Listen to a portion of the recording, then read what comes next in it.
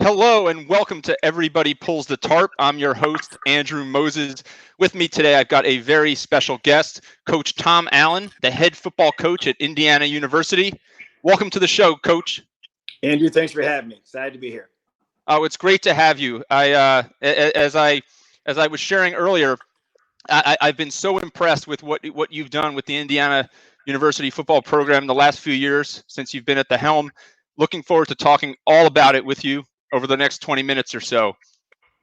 Well, I appreciate that. It's been a process to go through to get where we want to be, and we're not there yet, but definitely making progress. Last year was a very important year for us, and I still have a young football team that's just trying to figure out how to win and how to build a program that has sustainability in the Big Ten.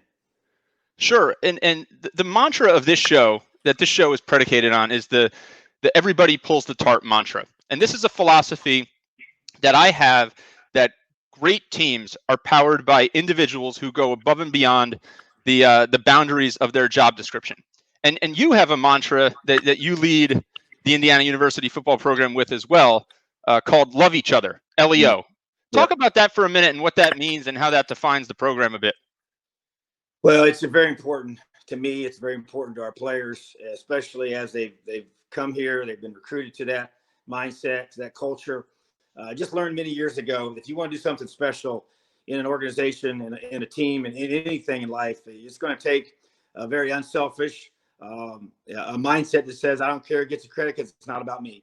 And if you truly love each other, if you love the guys around you, you care about them more as an individual than you do as a performer or as a player, they'll know it. And it'll be real, it'll be genuine, and it's all relationship driven. And like you talked about, it's not about what I'm trying to do to recognize myself. It's what are we trying to do to help this team be successful. And that to me is the key. When you talk about pulling the tarp, I've been to a lot of places along the way where there wasn't the personnel. I had to wear a lot of hats. I've coached in small college. I've coached in high school, NAI level, Division III level, other small colleges, other small high schools, and had to clean the toilets and stripe the fields and paint the locker room and be the strength coach and be everything, to the players, the academic advisors and all that. So, I think that's been a valuable lesson for me to learn along the way, that it takes a whole bunch of us to do something special together. What a phenomenal lesson that clearly you're able to impart on your team. I want to talk about the transition that you made from high school to the collegiate level, because you spent a lot of time coaching at the high school level. I'm sure there are some similarities, but I'm sure there are some differences. What was the biggest difference when you made the jump from the high school coaching ranks to the college level? Oh, recruiting. That's what jumps out to me. The football side of it, I felt like, there was a definite jump from just, and I was at a high level of high school football in Ben Davis there in Indiana, and then had a chance to be at Armwood High School in Tampa, Florida, one of the top programs in that state.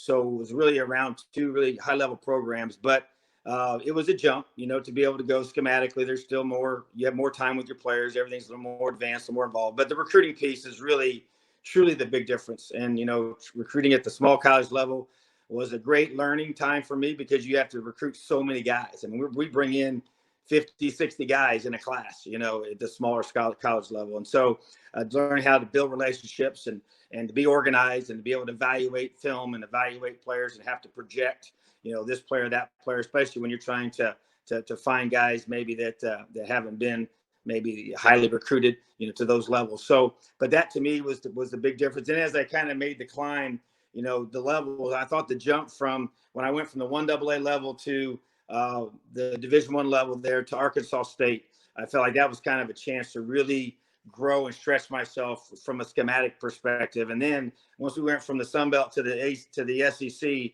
there wasn't that big of a difference schematically. It was just the athletes were just bigger, faster, stronger, especially up front, O-line, D-line. So they're bigger, faster, stronger at the different levels, but how you build a team, how you develop a mindset, how you create a culture of winning is the same. Let's dig into culture a little bit. There's a lot there I want to unpack, relationships and culture as well. When you arrived at Indiana, the program was struggling a bit, and you've completely transformed the culture. To an outside observer like myself, how do you go about that, and how do you start that cultural transformation and put your fingerprints on the program when you get there? Yeah, it's a great question, and I get asked it a lot, because people that have observed our program have noticed the change and the differences.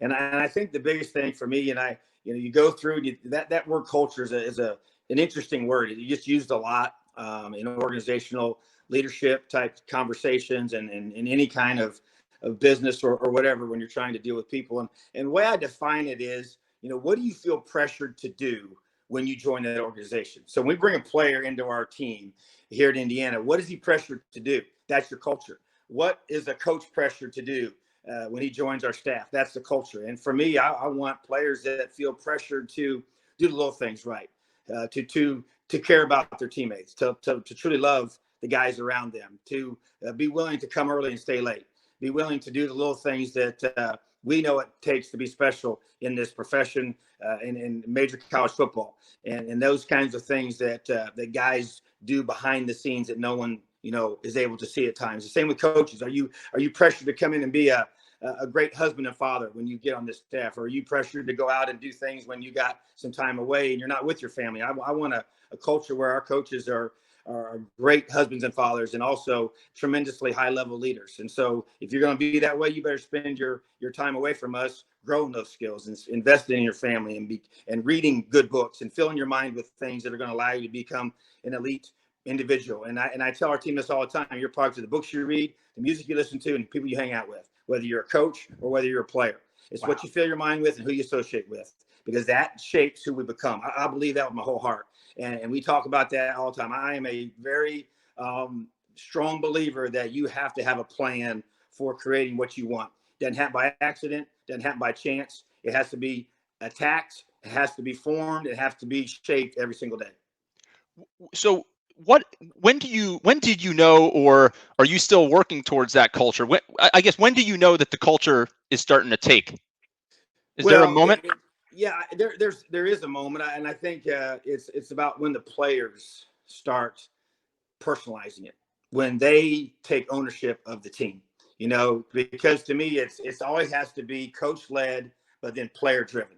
And that to me is a very fine balance. And I've been at places where the coach's leadership had to be more of a factor because there wasn't the player leadership that you needed. And so we have a leadership council that we started here a couple of years ago, and it's played a huge role in helping grow our leaders and create those expectations and empowering them to lead the team and to run the team, because it has to be from within.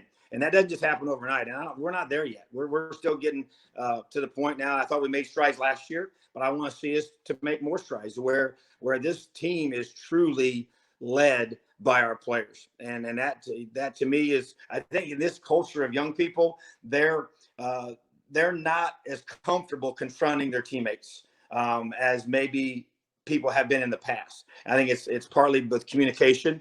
So much communication is with social media. It's not a lot as verbal as it used to have been in the past, and I think that affects their comfort level of being able to talk or confront somebody face to face. I challenge our leaders on our team to do three things. I want them to lead by being an encourager, by being a person who challenges your teammates, but also confronts them. And the third one is the toughest one. And so that to me is when you have a team where you got players that have enough courage and confidence to step in a situation, whether it's in the locker room, in the weight room, in an apartment, or at a social gathering in town, and say, hey, that's not how we do things here in Indiana. That's when you got something special, because the players are running this program. That's the pressure that you're talking about that Yes. creates the culture.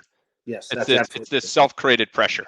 Yes, exactly. Because the pressure comes from, hey, when the majority of this team this is how we do things here. When you don't do it the right way, you stick out. And so when it's player driven like that, and they understand that and they believe in it, and they're now living that way, and they're now acting that way, and they're doing those little things away from the coaches, that's when you've got something special. And that's what we're striving for all the time. And so to me, it's that positive peer pressure to do the little things the right way.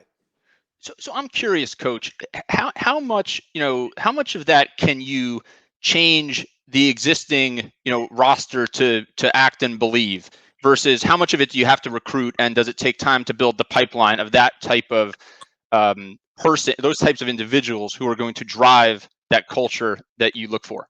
Well, I think that's why it takes time. And I think that's one thing, Fred Glass, when he made the decision to name me as head coach, and even just with the extension that I just was given here after this past year, was to try and give me time and have continuity and able to build the culture that you want. And there's no question. And I've been enough places and gone into places new. You'll always have some of the previous players there that will buy into maybe this philosophy, and you'll have some that don't. And I get it. They weren't recruited to that culture or that kind of mindset. And so sometimes it just takes time to kind of, create that change. But I've always embraced the players that were here and love them no differently, just because I didn't happen to recruit them. But their reception of it and their buy-in to it isn't always the same. But I think we've seen every single year, as we've gotten more and more players that we recruited from start to finish, we've sat in their homes, we've sold this vision, we've sold this culture that we want to be establishing here, and the parents have bought into it, the players have bought into it. So now in year 4, you have almost an entire team of individuals that have come here for this very reason. And I think it makes it even more powerful. And I think it even allows us, even through a difficult time like we're going through right now, to be able to attack it, don't blink, and keep pressing on. And that's what we're trying to do here during this time. People who talk about Coach Tom Allen and the program that you're building talk about you as a relationship builder at your core, that relationships mean everything to you. Talk a minute about how you go about building relationships and what relationships mean to you. Well, I do think they're the key. We always talk in recruiting, we've got beautiful facilities here, and they've done a tremendous job, our administration, of helping those to be at a high level. But that's not what makes a place special. It's always about the people, and it's the relationships that you have with those people. That's what makes a place special. And so to me, it takes time. It starts in the recruiting process.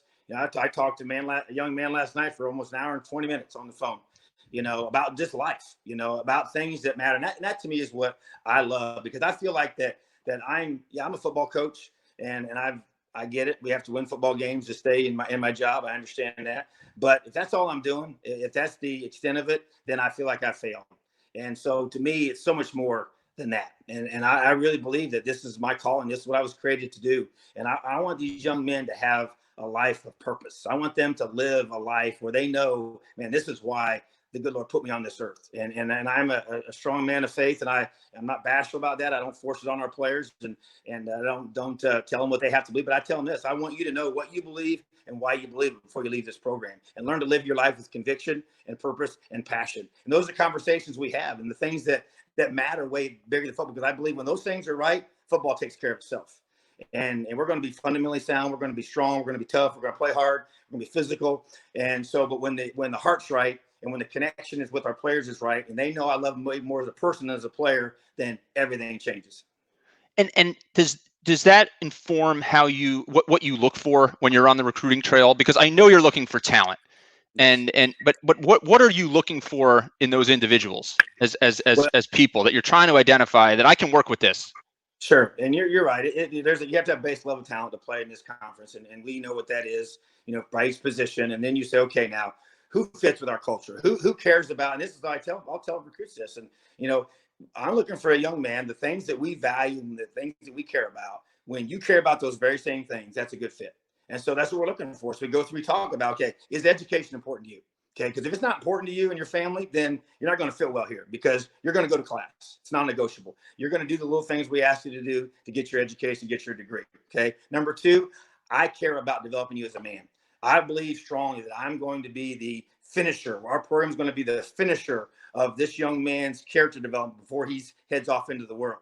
And so I want a family that cares about the fact that we're going to invest in your son and help him become the man I believe he was created to be, in terms of making quality decisions, because I think life's about choices, and the consequences for those, good or bad, define who we become. And so to me, that's a big part of our program, is character development, our leadership development program that we have here. Well, if you don't care about those kinds of things, that's not important to you. You just come here just to play ball and go play in the league for how many years you think you're going to play, and you're probably not going to be a good fit with us, because we're going to talk a lot about that. And you're going to be like, hey, let's get past this. Let's go talk about football. Well, you know what? Then number 3 are guys that want to play at a high level. Why? Because you better have passion. You better have a tremendous work ethic to be an elite football player. But to me, it's got to be all those things lined up to where you care, your family cares about the things that we value in this program. So I'm looking for that. So I can tell when I talk to guys, I'll ask them, say, hey, tell me the 3 most important things in your life. One of the first things I talk to guys about when I recruit them. And I write down what they say. and it matters to me. I care what you care about, because when I know those things align, then I'm like, hey, I can work with this guy because he's got something inside of him that is very linked in with what we value here in Indiana, and I'm going to be able to help that guy reach those goals. Are you able to, do you ever go back to those notes that you make on the recruits when they join the program and see if those priorities shift at all, or how do you look at that over time?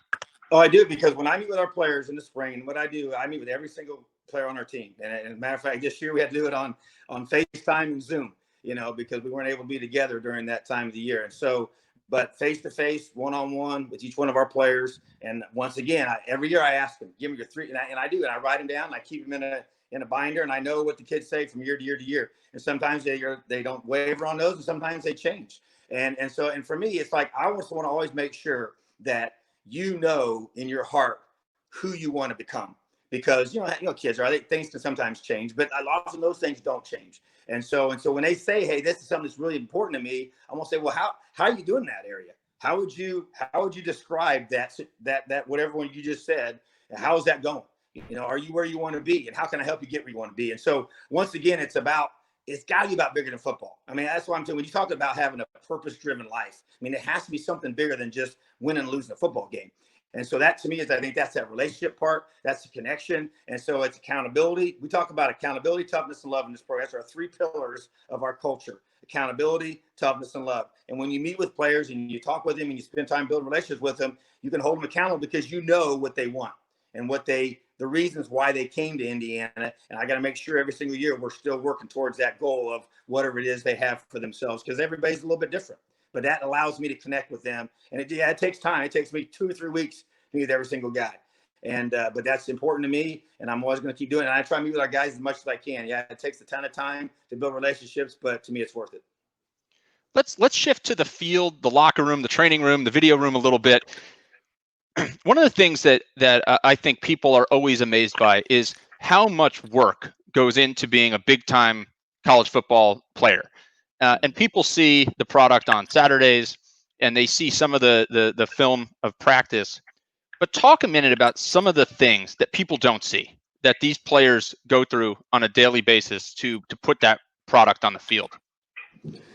Well, first of all, my son's one of the players here, so I get to see it from a different perspective. And he was one of those young men that was so excited to come as a mid-year grad out of high school. And after he was here for a couple months, he was like, Dad, this is the hardest thing I've ever done, and he's raised around it his whole life, and so he was so excited, but he didn't realize how hard it was to just do what college football players do.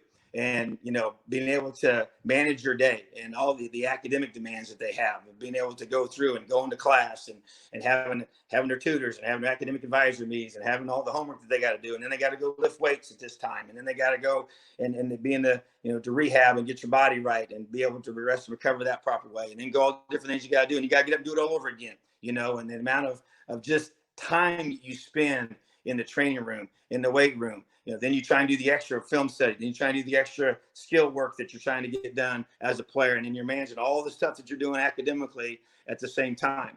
And then you get into the season. That's an off-season mindset. Now you get into the season, you got obviously all the practices. And, we're doing 20 hours a week just football. That's not counting training room. That's not counting, study.